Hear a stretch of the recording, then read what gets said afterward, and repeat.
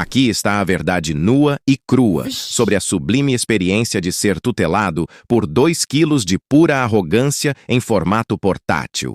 Pinscher. Esse é o mini cão de guarda que você não pediu, mas que insiste em trabalhar. Um suspiro do vento? Um entregador a 500 metros de distância? Uma folha caindo com má fé? Alerta máximo. Seu minúsculo general defenderá a propriedade com latidos de sirene de ataque aéreo. A segurança nunca esteve tão estridente. Criar uma criatura dessas é abrir mão voluntariamente da paz, do sofá e da sua dignidade em troca de lealdade incondicional, meu senhor.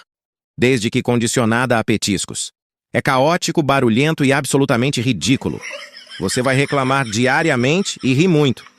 Essa coisa não é um cachorro, meu povo. É uma experiência de humildade com patas. Recomendo fortemente. Crie com muito amor e um bom par de protetores auriculares.